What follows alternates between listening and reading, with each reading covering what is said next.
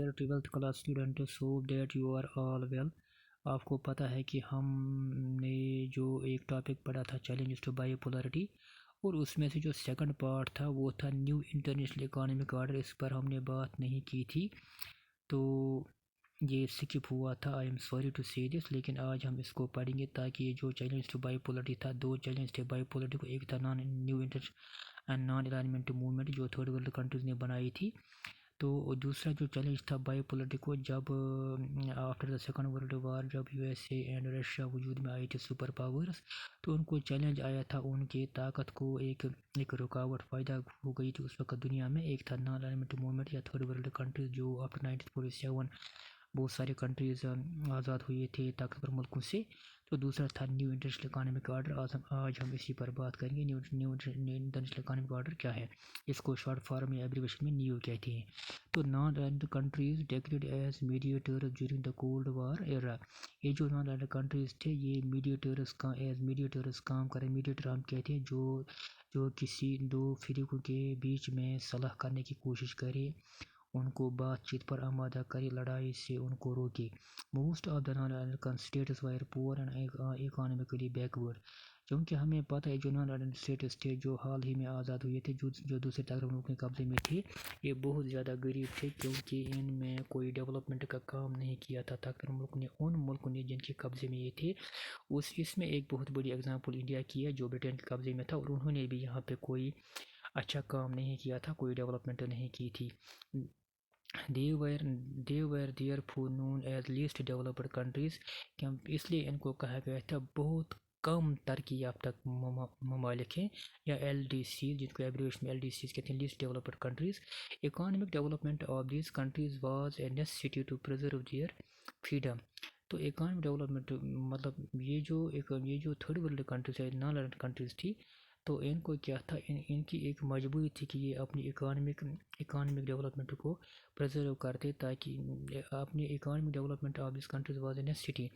ان کو economically develop ضرور ہونا تھا. ان ملکوں میں جو حالات خراب ہوئے تھے جب یہ آزاد نہیں ہوئے تھے، کیونکہ اکانومک سیکٹر جو ان کا تھا، ترقی کا سیکٹر جو تھا، اس پر ان ملکوں نے کوئی توجہ اچھی طرح سے نہیں دی تھی جنہوں نے ان کمزور ملکوں پر قبضہ کیا تھا.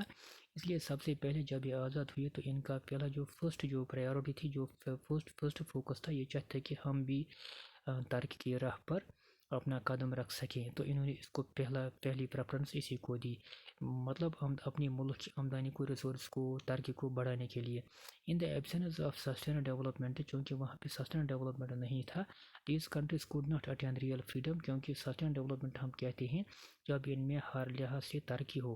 تو یہ مطلب کس طریقے سے آزادی حاصل، انہوں نے سمجھا کہ ہماری ریئل فریڈم تو ہے ہی نہیں، کیونکہ ہم ابھی بھی بہت زیادہ غریب ہیں. ہمارے بہت ساری اتنی پرابلمز ہیں جن کو حل کیے بغیر ہم زندگی کی راہ پر اچھی طرح سے یا دنیا کے ساتھ نہیں چل سکتے ہیں.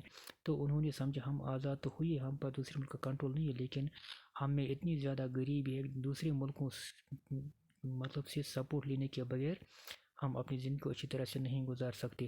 They in fact would have become dependent upon the colonial powers or rich countries.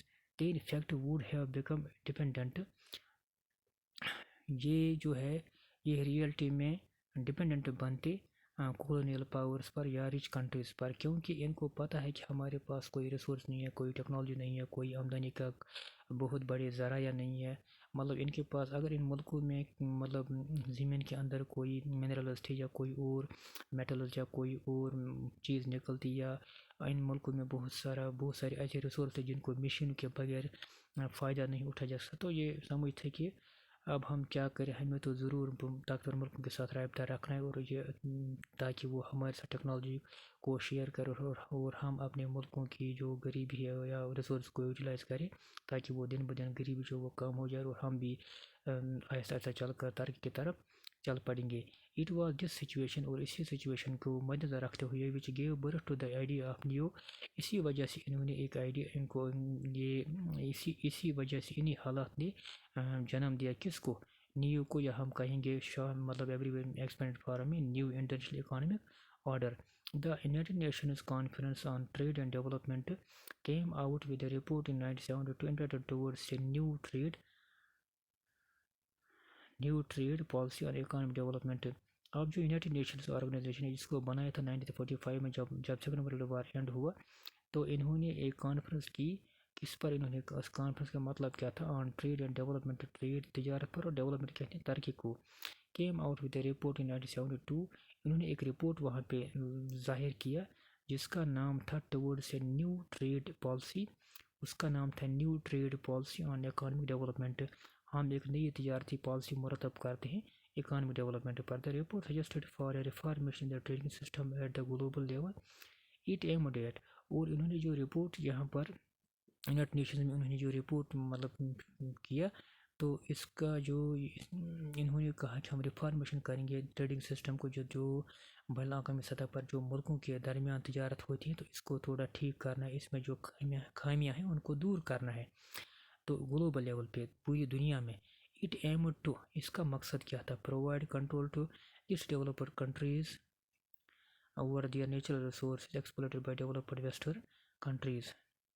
یہ جو لیسٹ ڈیولپڈ کنٹریز ہے ان کو اچھی طرح سے اپنی ریسورس کو کنٹرول کرنے دیا جائے، جن کو ایکسپلوٹ کیا تھا، یوز کیا تھا ان ڈیولپڈ کنٹریز نے جن کا ان پر قبضہ تھا ان کی آزادی سے پہلے.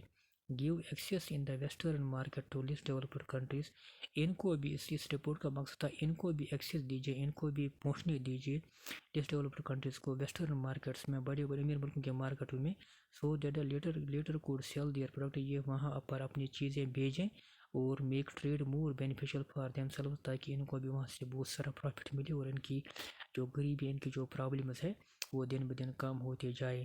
اور اس کا جو سی پارٹ ہے، western countries should reduce the cost of providing technology to LCD these developed countries. اور اس کا جو تیسرا پوائنٹ ہے وہ یہ کہ جو ویسٹرن کنٹریز تھے، جو امیر ملک تھے، ان کو چاہیے کہ یہ کم قیمت پر اپنی ٹیکنالوجی کو ان غریب ملکوں کو بیچ دے. Least developed countries should be given a major role international economy institution. اور جو انٹرنیشنل اکانومی انسٹیٹیوشنز ہے بہت بڑی انسٹیٹیوشن ہیں جہاں پہ کاروبار کیا جاتا ہے، تو ان میں ان کو ایک اچھا موقع دیا جائے، اچھا رول دیا جائے تاکہ یہ وہاں پر اپنا تجارت کر سکیں، اور جس کی وجہ سے ان کو یہ پرابلم سے اپنے کنٹریز میں وہ حل ہو جائے.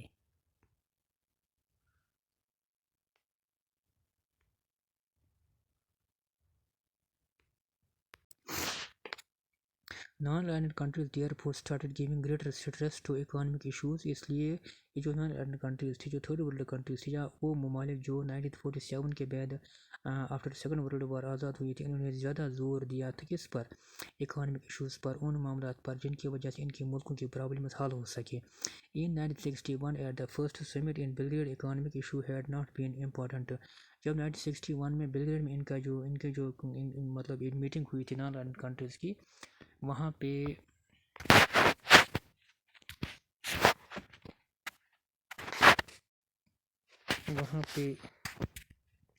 انہوں نے زیادہ ٹارگیٹ نہیں کیا تھا، زیادہ فوکس نہیں کیا تھا اکانومک ایشوز پر. اس وقت حالات تھوڑا ڈفرینٹ تھے، انہوں نے اس وقت انہی چیزوں پر زور دیا. But at the fourth non aligned summit held at Algiers in 1973، جب ان کا فورتھ میٹنگ ان کی ہوئی الجیریز میں 1973 میں، the 76 attendants called for the creation of a NIEO. اس وقت 76 جو اٹینڈنٹس تھے، اس وقت 76 کنٹریز اٹینڈ وہاں پر کانفرنس کی تھی، تو انہوں نے کہا ہم ایک نیو انٹرنیشنل اکانومک آرڈر کو اسٹارٹ کریں گے. Non aligned movement became an economic pressure group. یہ ایک economic pressure group ہم اس کو کہتے ہیں جو کسی چیز پر، کسی ملک پر، کسی آرگنائزیشن پر اپنا پریشر بنائے، اپنا دباؤ بڑھائے. Some of the subsequent non-aligned summits at Havana 1979, New Delhi 1986, Belgrade 1989, Cartagena 1995, Kuala Lumpur 2003 and Havana 2006 have called for a North-South dialogue on economic cooperation based on equity and fairness. تو یہ جو سارے summits ہوئے ہیں، انہوں نے زیادہ زور دیا ہے کہ نارتھ ساؤتھ ڈائلاگ پر. نارتھ ساؤتھ ڈائلاگ ہم کہتے ہیں یہ جو ناردرن کنٹریز ہیں امیر ملک ہے، اور ساؤدرن کنٹریز جو غریب ملک ہے، یہ آپس میں تعاون کرے، آپس میں ایک دوسرے کے ساتھ رابطہ کریں، کوآپریٹ کرے، تاکہ دونوں کے ساتھ اچھی طرح ریسورس کو ایکسچینج کیا جائے اور دونوں سائڈ برابر ترقی کر سکیں. کیونکہ نارتھ بہت زیادہ امیر اور ساؤتھ بہت زیادہ غریب ہے، تو یہ دونوں ایک ساتھ ترقی میں چل سکیں. However, the new International Economic Order initiative has started fading away from the late 1980s. لیکن بدقسمتی کی وجہ سے جو نیو اکنامک آرڈر کی پالیسی تھی یا اس کا جو مسئلہ تھا یہ فیڈنگ ابھی ہم کہتے ہیں مرجنا یعنی کہ یہ کمزور ہونے لگا 1980s سے because of the step opposition of developed countries. کیونکہ یہ جو ڈیولپڈ کنٹریز تھے امیر ملک تھے انہوں نے اس کی بہت زیادہ مخالفت کی. Who have stood integrated against L D Cs. یہ سارے ایک سائڈ ہو گئے انہوں نے لیسٹ ڈیولپڈ کنٹریز کی مخالفت کی. while the non-aligned states have just struggled hard to keep this unity in the wake of the stiff opposition of developed nations. لیکن جو نان aligned کنٹریز تھے انہوں نے پھر بھی اپنی یونٹی کو قائم رکھا اور اس اپوزیشن کے خلاف پٹے اور ان کو اس بات پر زور دیا کہ جو دنیا میں جو آپ کے پاس ٹیکنالوجی ہے یا ٹریڈ تجارت کرنے کے بڑے بڑے پلیٹ فارم ہیں ان کو بھی ہمارے ساتھ شیئر اور ہمیں بھی وہاں تجارت کرنے کا موقع دیا جائے تاکہ جو ہمارے ملکوں میں آزادی سے پہلے جو پرابلمز کھڑی ہوئی ہے تو ہم ان کو آزادی کے بعد دور کریں اور دنیا میں ایک اچھی اسٹیبلٹی رہے گی. تو اس طرح سے انہوں نے ایک بہت بڑا چیلنج دیا مطلب یو ایس اے کو اور یو ایس ایس آر کو کیونکہ ان کو لگا کہ یہ بھی بہت بڑا چیلنج ایک سائڈ میں ہو جائیں گے سارے ممالک اور ہمیں شاید فیوچر میں کوئی پرابلم فیس نہ کرنا پڑے. تو یہ دونوں چیلنج سنالینڈ موومنٹ اور نیو انٹرنیشنل اکنامک آرڈر انہوں نے بہت بڑا چیلنج پیش کیا کس کو بائی پول ورلڈ کو جس میں رشیا اور یو ایس اے آتا تھا. تو اس وقت یہ اس کے علاوہ اور کچھ نہیں کر سکتے تھے کیونکہ یہ خود بہت زیادہ غریب ملک تھی. لیکن انہوں نے تیسرا گروپ کھڑا کیا اس سے ایک تھوڑا سا پریشر بن گیا ایک دباؤ بن گیا نان یو ایس اے پر اور رشیا پر اور ان کے سپورٹر کنٹریز پر. اور اس وجہ سے یہ جو دو بڑے سپر پاورز اس وقت رشیا اور امریکہ ان کو بہت حد تک ان کنٹریز نے ڈائریکٹ وار سے یا تھرڈ ورلڈ وار لڑنے سے بچایا ہے اور انسانیت کو بھی بچانے میں بہت اچھا رول ادا کیا ہے. Thank you.